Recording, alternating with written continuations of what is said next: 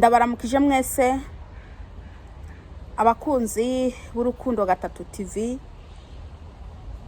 Ndabaramukije mwese mwumva ubutumwa kuri Facebook. Ndabaramukije cyane rwose. Amahoro y'Imana abane namwe. Uyu munsi ndabazaniye ubutumwa buvuga igihe kirashitse. Igihe kirashitse nibwo butumwa ndabazaniye. Amen. Bene data muri ko muranyumviza ntimwirengagize. Ntimuvyirengagize kigiye gishitse.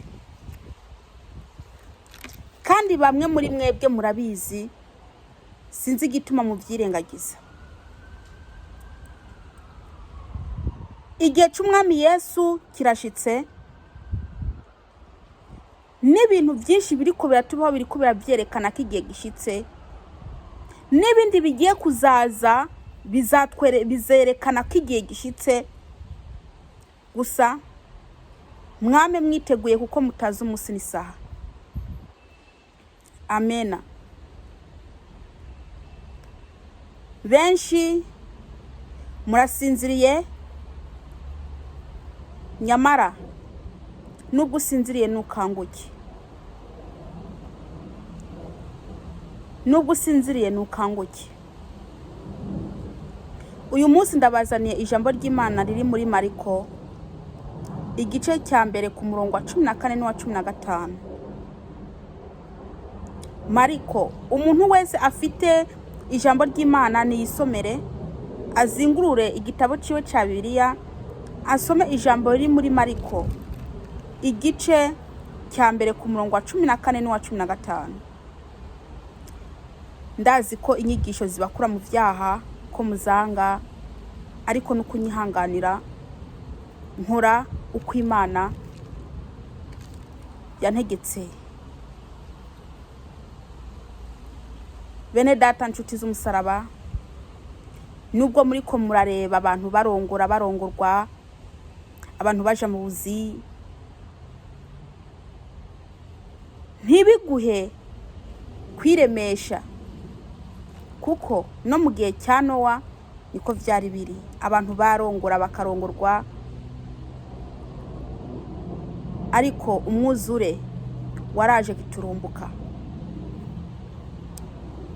Rero nukumbure uhindukire, nukumbure wakire agakiza neza, kuko ibihe turimo n'ibihe bigoye, n'ibihe bikomeye cyane.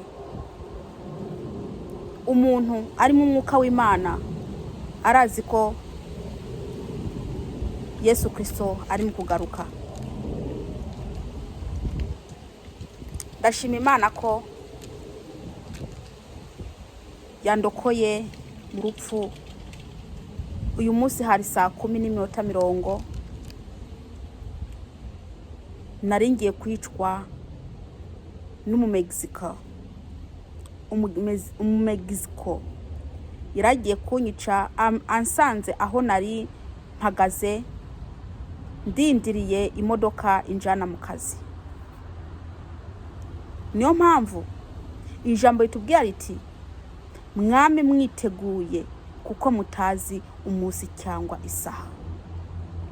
Yesu Kristo arashobora gutinda gato, urupfu rukaza. Kandi murabizi ko urupfu ruhora ruza hakiri kare, ibyo murabizi.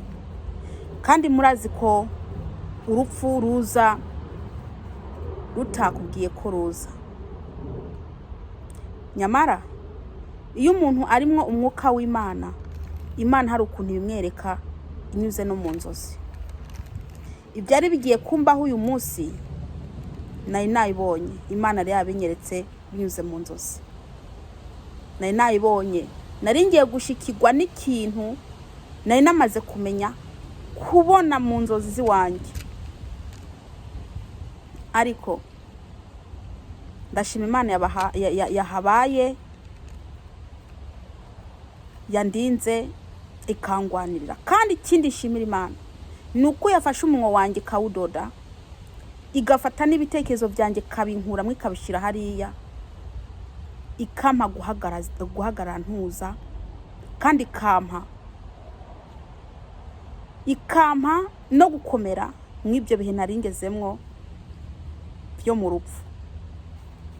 Yafashe ubwoba bwanjye irabunkuramwo ibushira hariya. Nukuri ndashima Imana. Nahagaze imbere y'uwo muntu yarimwo arashaka kunyica, nyereka ko yanyica, agira ibiki, ambwira ko yandya, ambwira ko yankuramwo ubuzima, anyereka amapistori, anyereka ibiki. Bene data, ntago byari byoroshe. Imana yampaye kugwana ncecetse. Nacecetse gusa, Imana irangwanira. Nyamara niwagera mu kibazo ukaja kwigwanirira, uzatsindwa. Niwagera mu kibazo ukigwanirira, Imana izaguheba, kubera ko ntabwo uzakwigwanira neza. Ariko niwaceceka ugaceceka, Imana yo nyine izakwerekana ko ari Imana, ikugwanire wowe utavuze. Ukuntu Imana yankijije, Imana cirungika imodoka intwara mu kazi. Ako kanya ca ndayinjiramwo, wa muntu nawe aciragenda. Uko niko Imana yabikemuye, uko niko Imana yabikemuye. Ariko njyewe uko nabibona, Imana afite amaboko. Niyo mpamvu nje kukubwira ko igihe gishitse, nje kukubwira ko igihe gishitse, kandi ukwiye kwitegura. Benshi muri ko murirukira mu butunzi, nyamara ubwo butunzi bwawe kuri wa munsi ntaco buzakumarira. Nariko ndareba ukuntu umwanzi yari imbere yanjye, yarimwe aranyereka ko yanyica. Abo twari kumwe bari bace bigira kure. Ndakubwire, kuri wa munsi w'urupfu, nta mugabo wawe, nta mwana wawe, nta nyoko, nta so, nta bagenzi, nta numwe azaza ngo agukize mw'urwo rupfu. Yesu Kristo wenyene niwe muzamuri kumwe kuri wa munsi w'urupfu rwawe. Nabaye kumwe na Yesu. Yesu niwe twabaye kumwe uyu munsi. Yesu Kristo yaje arafata umunwa wanjye arawudoda, ibitekerezo byanjye arabishira hariya hirya. Gutekereza ko nahamagara polisi biranga kuza muri nge. Gutekereza ko nakoma induru biranga. Gutekereza ko nakwiruka biranga. Ibitekerezo Imana yari yamaze kubimvanamo. Gutekereza ko namwishura byanze. Imana yari yamaze kundoda umunwa. Subiremwo, naringiye kwicwa n'umuntu w'umumegizika ntazi, ansanze aho nari nihagarariye ndindiriye imodoka intwara mu kazi.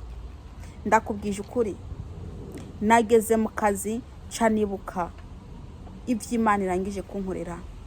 Ca ndagenda kubwira bosi ti ndatashe. Uyu munsi ndawuhebeye Imana. Uyu munsi ndawuhebeye Imana, ntago nkora. Naciye ntaha mu rugo genda gushima Imana. Uyu munsi ivy'Imana yankoreye nabihaye agaciro. Ivy'Imana yankoreye nabihaye agaciro. Camva mu kazi ndataha. Reka nakubwire mwene data, urabona iyo mipango uri murapanga. Urimo urapanga imipango yo kubaka amazu meza, yo kuguruza amaduka meza, yo kubika amafaranga muri banke. Ndakubwije ukuri, ibyo bintu byose muravuga, nta na kimwe kizagurokora, kandi nta na hamwe uzabitwara. Bizaguma hamwe isi. Uko wavuye mu nda nyoko niko uzasubira mu nda y'isi, ataco ujanye. Icyo naguhanura, nushaka ubwami bw'Imana bigishoboka. Nushake ubwami bw'Imana bigishoboka. iby'isi mubishyire kure yanyu, nyamara ntuzi umunsi uzapfira. Iby'isi ntimubihe agaciro, ahubwo muha agaciro iyo muri kumuraje. Nimushake ubwami bw'Imana, nimushake Imana mukiri bazima mugihumeka, kubera ko nimwamara gupfa ntago muzamugishaka Imana ngo bikunde, bizabyarangiye. Kandi nuriya uvuga ko agukunda ntago azigeraza kugutabara kuri wa munsi w'urupfu. Uwo Yesu Kristo niwe azaba ari kumwe nawe kuri wa munsi wa nyuma w'urupfu, niwe azaba ari kumwe nawe, niwe mugenzi mpfapfe.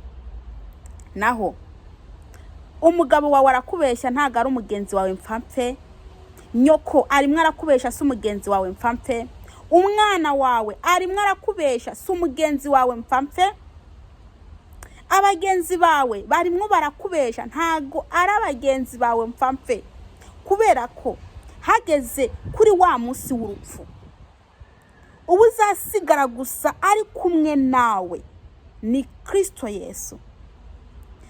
Hazagera igihe amatwi yawe kumva byange, kubona amaso ahume, kubera ko uzaba wagiye muri koma. Abari ruhande yawe ntago bazamenya nibiki biriko birakurikira, ariko umwami Yesu niwe azaba ari kumwe nawe. N'uwo mwanya umwami Yesu niwe azaba ari karareba ibiriko birakubako mu buryo bw'umwuka, niwe azaba ari kumwe nawe. Iyo uri muraja niwe azaba hareba, nawe niwe uzaba uhareba. Ariko nyoko, iso, bene wanyu, umugabo wawe, umugore wawe nta na kimwe azamenya. Niyo mpamvu ndakubwira nti umugenzi wawe mpfapfe ni Kristo. Ni Kristo, kuko no mu rupfu arahagaragara, no mu rupfu arahaboneka. Niyo mpamvu mukwiye gushaka Kristo Yesu, mukamurutisha byose, mukamurutisha ubutunzi bwanyu, mukamurutisha umugabo wawe, ukamurutisha umugore wawe, ukamurutisha bene wanyu na nyoko, ukamurutisha abagenzi bawe. Ndenda kubwire, ayo mafaranga uri murashaka nta na kimwe azakumarira. Bazagerageza bagusake kuri wa munsi ni wapfa, bagusake bagukuremwo ewe ibyo uzaba ushigaje byose. Bazanabigwanirira,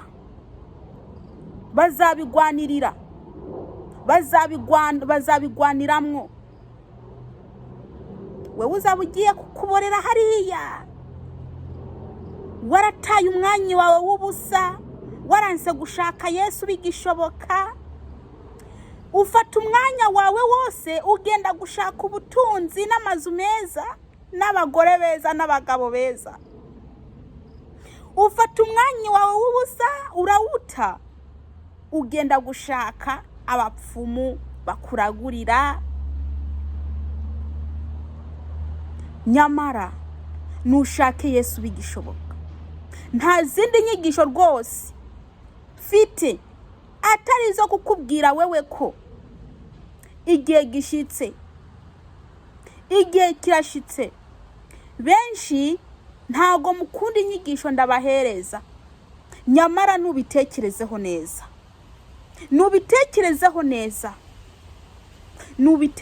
tekereza ku buzima bwawe, tekereza iyo uri muraja, iyo uzaja ni hehe.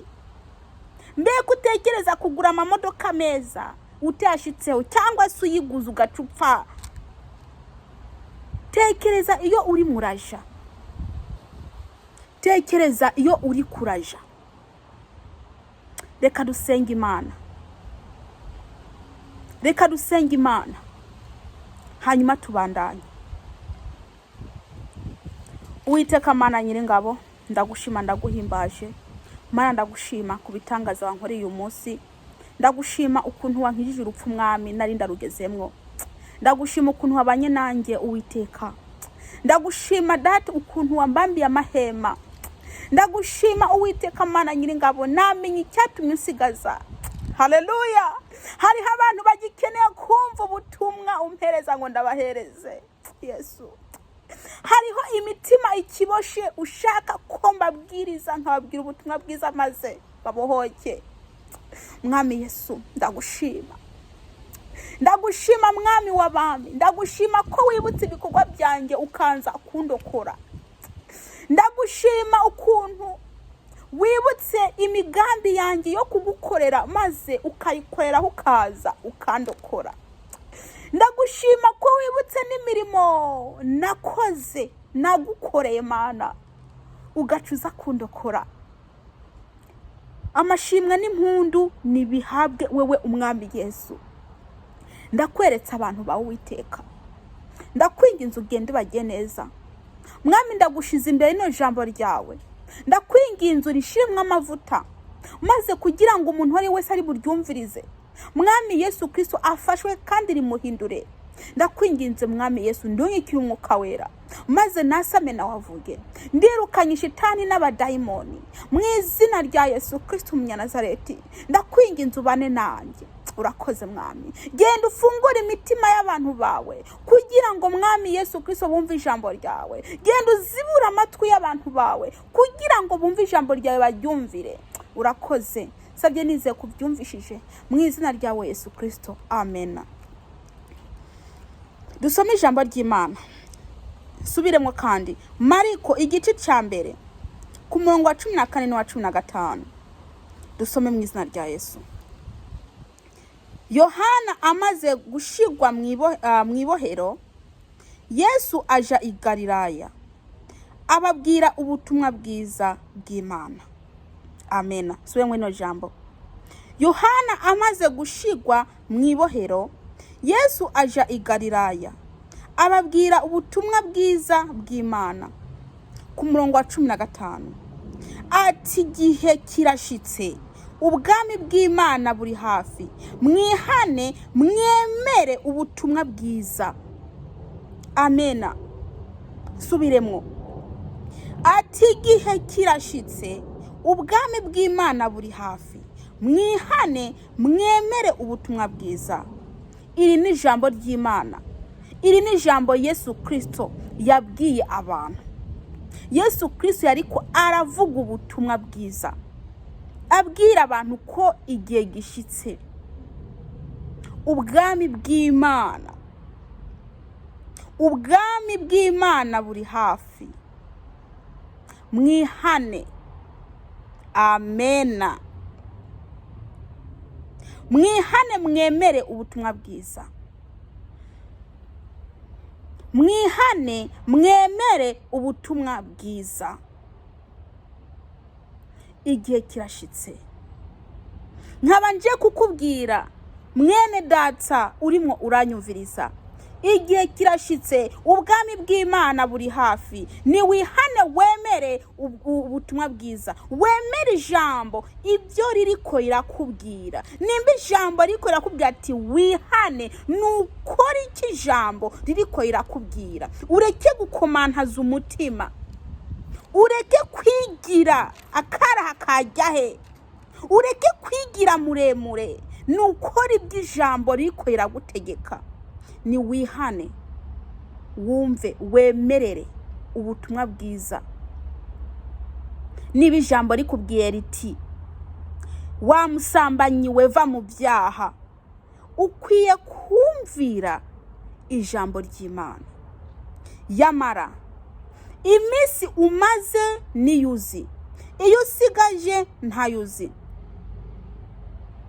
Ngira ngo umunsi wawe wo kubaho wa nyuma wari uyu munsi, nkuko nanjye byari byagenze. Imana ikagira iki, ikongera ikampa ubundi ikindi gihe cyo kubaho. Ariko igihe cyanjye cyari cy'uyu munsi cyo kuva mu mubiri. Nyamara mwene data, ni wihane, uve mu busambanyi, uve mu byaha, uve mu bubeshi, uve mu bucuraguzi. Uko kwiyambika ubuza kwawe ubireke, uko kwiyanduza wihindagura ubireke, kuko ubwami bwo mu ijuru